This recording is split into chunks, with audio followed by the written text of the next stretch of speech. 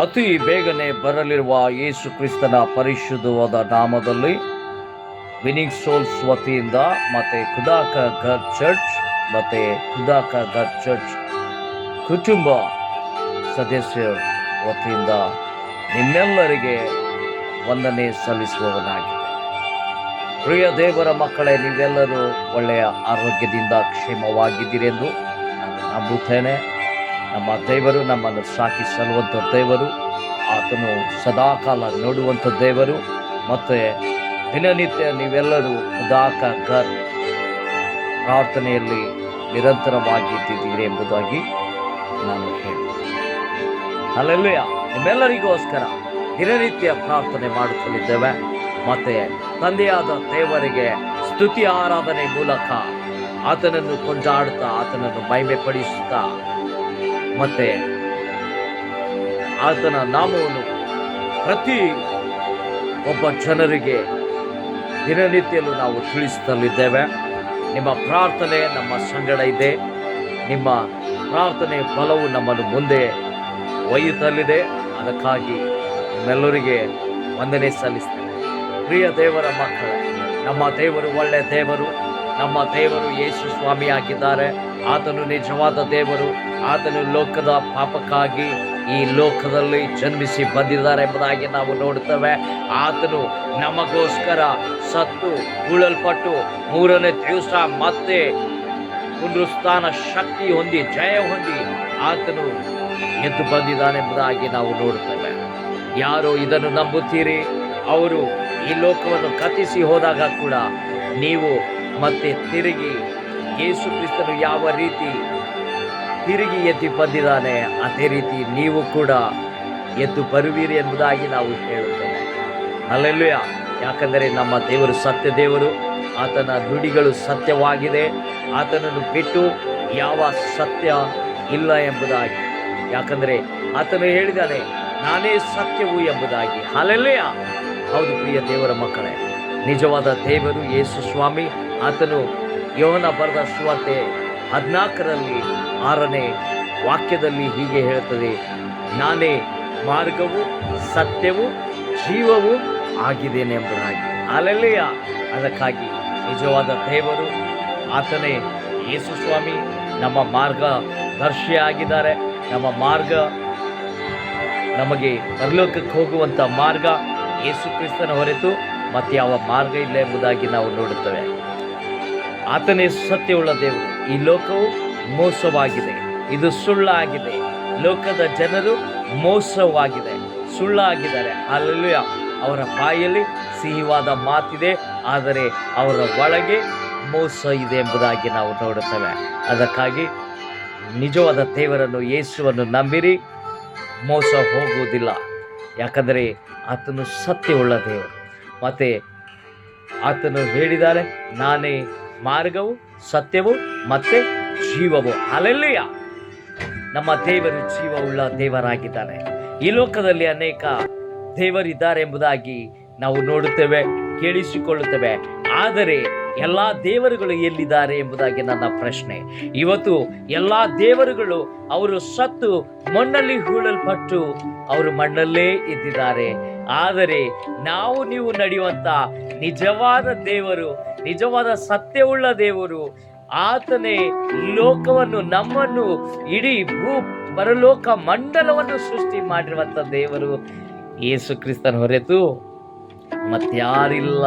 ಪ್ರಿಯ ದೇವರ ಮಕ್ಕಳೇ, ಅದಕ್ಕಾಗಿ ಆತನನ್ನು ನಂಬುವರು ಸತ್ತರು ಮತ್ತೆ ಬದುಕುವರು. ಆತನನ್ನು ನಂಬುವರು ಅವರು ಸದಾಕಾಲ ನಿತ್ಯ ನಿರಂತರವಾಗಿ ಜೀವಿಸುವರು ಎಂಬುದಾಗಿ ನಿಮ್ಮಲ್ಲಿ ಹೇಳುತ್ತೇನೆ. ಅದಕ್ಕಾಗಿ ಪ್ರಿಯ ದೇವರ ಮಕ್ಕಳೇ, ಈ ಸುಳ್ಳಾದ ಲೋಕದಲ್ಲಿ, ಈ ಮಾಯವಾದ ಲೋಕದಲ್ಲಿ, ಈ ಮೋಸವಾದ ಲೋಕದಲ್ಲಿ ನಿಮಗೆ ಸತ್ಯ ದೇವರು ಬೇಕಾ? ಅದು ನಿಮ್ಮ ಬಳಿಯಲ್ಲಿದೆ, ನಿಮ್ಮ ಹತ್ತಿರನೇ ಇದೆ. ಒಂದು ಸಾರಿ ನಿಮ್ಮ ಕಣ್ಣನ್ನು ಆ ಪರಲೋಕ ರಾಜ್ಯದ ಕಡೆಗೆ ಎತ್ತಿರಿ. ನಿಮ್ಮ ಆಲೋಚನೆ ಆ ದೇವರ ಮೇಲೆ ಇರಲಿ. ಒಂದೇ ಒಂದು ಸಾರಿ ಆ ಪರಿಶುದ್ಧವಾದ ಸತ್ಯ ವೇದ ಬೈಬಲನ್ನು ನೀವು ಓದಿರಿ ಎಂಬುದಾಗಿ ನಾನು ಹೇಳುತ್ತೇನೆ. ನೀವು ಓದಿದರೆ ನಿಮಗೆ ಅರ್ಥ ಆಗುತ್ತದೆ. ಅದರಲ್ಲಿರುವಂಥ ರಹಸ್ಯಗಳು ನಿಮಗೆ ಗೊತ್ತಾಗುತ್ತದೆ. ನಿಜವಾದ ದೇವರು ನಿಮಗೆ ಮುಖಾಮುಖಿಯಾಗಿ ಮಾತನಾಡುತ್ತಾನೆ ಎಂಬುದಾಗಿ ನಾನು ಹೇಳ್ತೇನೆ. ಅದರಲ್ಲಿರುವಂಥ ಪರಿಶುದ್ಧ ವಾಕ್ಯವು ನಿಮ್ಮನ್ನು ಪರಿಶುದ್ಧಗೊಳಿಸುತ್ತದೆ, ನಿಮ್ಮನ್ನು ಎಚ್ಚರಿಸುತ್ತದೆ, ನಿಮ್ಮನ್ನು ನಡೆಸುತ್ತದೆ, ನಿಮ್ಮನ್ನು ಬಲ ಕೊಡುತ್ತದೆ ಎಂಬುದಾಗಿ ನಾನು ಹೇಳುತ್ತೇನೆ. ನಿಜವಾದ ದೇವರು ಒಂದೇ ಒಂದು ಕ್ಷಣದಲ್ಲಿ ನೀವು ಯೇಸುವೆ ನನ್ನ ಪಾಪವನ್ನು ತೊಳೆದು ಶುದ್ಧಿ ಮಾಡಪ್ಪ, ನನ್ನನ್ನು ರಕ್ಷಿಸಪ್ಪ, ನನ್ನನ್ನು ಜ್ಞಾಪಿಸು ಎಂದು ಹೇಳಿದಾಗ ನಿಜವಾದ ದೇವರು ಆತನು ಅದೇ ಕ್ಷಣದಲ್ಲಿ ನಿಮ್ಮನ್ನು ರಕ್ಷಣೆ ಕೊಡುವಂಥ ದೇವರಾಗಿದ್ದಾನೆ. ನಿಮ್ಮ ಕೈ ಹಿಡಿದು ನಡೆಸುವಂಥ ದೇವರಾಗಿದ್ದಾನೆ. ಸತ್ಯದಲ್ಲಿ ನಡೆಸ್ತಾನೆ, ಬೆಳಕಿನಲ್ಲಿ ನಡೆಸ್ತಾನೆ, ಜೀವದ ಶ್ವಾಸವನ್ನು ಕೊಟ್ಟು ನಡೆಸ್ತಾನೆ. ನಿಮ್ಮನ್ನು ಆತನು ಪರಲೋಕದಲ್ಲಿ ಮನೆಯನ್ನು ಮಾಡುತ್ತಾನೆಂಬುದಾಗಿ ನಾನು ಹೇಳುತ್ತೇನೆ. ಹಲ್ಲೆಲೂಯಾ. ಇಬ್ಬರು ಕಳ್ಳರು ಯೇಸು ಕ್ರಿಸ್ತನೊಂದಿಗೆ ಶಿಲ್ಬೆ ಮೇಲೆ ಹಾಕಲ್ಪಟ್ಟಿದ್ದಾರೆ. ಅದರಲ್ಲಿ ಒಬ್ಬ ಕಳ್ಳನು ಹೇಳುತ್ತಾನೆ, ಪ್ರಭುವೇ ನೀನೇನು ತಪ್ಪು ಮಾಡಲಿಲ್ಲ, ನಮಗೋಸ್ಕರ ನೀನು ಶಿಲ್ಬೆ ಮೇಲೆ ಇದು ಬಂದಿದೆ. ಆತನು ಹೇಳ್ತಾನೆ, ಯೇಸುವೆ ನನ್ನನ್ನು ನೀನು ಜ್ಞಾಪಿಸ್ಕೋ ನಿನ್ನ ರಾಜ್ಯದಲ್ಲಿ ಎಂಬುದಾಗಿ. ಹಲ್ಲೆಲೂಯಾ. ಯೇಸುವೆ ಪಾಪಿಯಾಗಿರುವಂತ ನನ್ನನ್ನು ನೀನು ಜ್ಞಾಪಿಸ್ಕೋ, ಕಳ್ಳನಾಗಿದ್ದ ನನ್ನನ್ನು ನೀನು ಜ್ಞಾಪಿಸ್ಕೋ, ಸುಳ್ಳಾಗಿರುವಂತ ನನ್ನನ್ನು ನೀನು ಜ್ಞಾಪಿಸ್ಕೋ, ಮೋಸವಾಗಿರುವಂತ ನನ್ನನ್ನು ನೀನು ಜ್ಞಾಪಿಸ್ಕೋ, ನಿನ್ನನ್ನು ದೂರ ಬಿಟ್ಟು ನಿನ್ನನ್ನು ಆಗಲಿ ನಾನು ದೂರ ಹೋಗಿರುವಂತ ನನ್ನನ್ನು ನೀನು ಜ್ಞಾಪಿಸ್ಕೋ ಎಂದು ಆ ಶಿಲುಬೆ ಮೇಲೆ ಆತನು ಹೇಳಿದಾಗ ಯೇಸು ಆತನನ್ನು ನೋಡಿ, ಮಗನೇ, ಈ ದಿವಸವೇ ಈ ಹೊತ್ತೇ ನೀನು ನನ್ನ ಸಂಗಡ ಆ ಪರದೇಶದಲ್ಲಿ ಇರುವಿ ಎಂದು ಹೇಳಿದ್ದಾರೆ. ಹಲ್ಲೆಲೂಯಾ.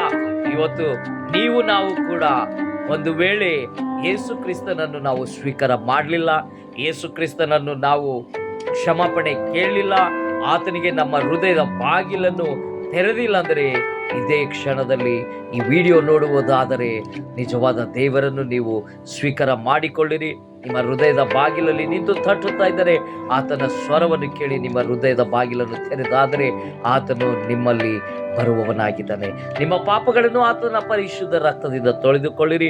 ಯೇಸುವಿಗೆ ಕೇಳಿರಿ, ನನ್ನ ಪಾಪವನ್ನು ತೊಳೆದು ಶುದ್ಧಿ ಮಾಡಪ್ಪ, ನನ್ನನ್ನು ಜ್ಞಾಪಿಸ್ಕೋಪ್ಪ, ನನ್ನನ್ನು ಪರಿಶುದ್ಧವಾಗಿ ಮಾಡು, ನಿನ್ನ ಮಗನಾಗಿ ಮಾಡು, ನಿನ್ನ ರಾಜನೀತಿಗಾಗಿ ನಾನು ಬದುಕುವಂತೆ, ನಿನ್ನ ಮಗನಾಗಿ ಮಾದರಿಯ ಮಗನಾಗಿ ನಾನು ಜೀವಿಸುವಂತೆ, ಲೋಕದಲ್ಲಿ ಉಪ್ಪಾಗಿ ಲೋಕದಲ್ಲಿ ಬೆಳಕಾಗಿ ನಿನ್ನ ಮಗನಾಗಿ ನಾನು ಜೀವಿಸುವಂತೆ ನನ್ನನ್ನು ಜ್ಞಾಪಿಸ್ಕೋ ಎಂದು ಹೇಳುವುದಾದರೆ ಖಂಡಿತ ನಾನು ಹೇಳುತ್ತೇನೆ, ನಿಮಗೆ ನಿಜವಾದ ರಕ್ಷಣೆ ಅದೇ ಕ್ಷಣದಲ್ಲಿ ನಿಮಗೆ ಸಿಗುತ್ತದೆ.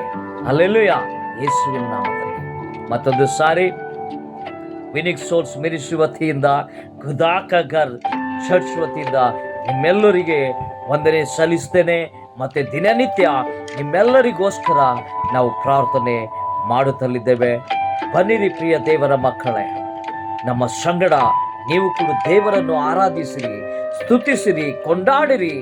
ನಿಮಗೋಸ್ಕರ ನಾವು ದಿನನಿತ್ಯ ಪ್ರಾರ್ಥನೆ ಮಾಡುತ್ತಲಿದ್ದೇವೆ ಎಂಬುದು ನೀವು ಮರೆಯದೆ, ನೀವು ಸಂತೋಷ, ಸಮಾಧಾನ, ಉಲ್ಲಾಸದಿಂದ ನೀವು ನಗುತ್ತಾ ಒಳ್ಳೆ ಮಾರ್ಗದಲ್ಲಿ ನೀವು ಹೆಜ್ಜೆ ಇಡ್ರಿ. ಪರಿಶುದ್ಧವಾದ ಗ್ರಂಥವನ್ನು ಓದಿರಿ, ಪ್ರಾರ್ಥನೆ ಮಾಡಿರಿ. ದೇವರು ನಿಮ್ಮನ್ನು, ನಿಮ್ಮ ಕುಟುಂಬವನ್ನು, ನಿಮ್ಮ ಬಿಸ್ನೆಸ್ ಅನ್ನು, ನಿಮಗೆ ಕೊಟ್ಟಿರುವಂಥ ಆಸ್ತಿ ಅಂತಸ್ತನ್ನು, ಮಿನಿಸ್ಟ್ರಿಯನ್ನು ಮತ್ತು ಕೆಲಸವನ್ನು, ಮಕ್ಕಳು, ಮೊಮ್ಮಕ್ಕಳು ಎಲ್ಲರನ್ನು ಹೆಚ್ಚಾಗಿ ಆಶೀರ್ವಾದ ಮಾಡಿರಿ. God bless you all. Amen.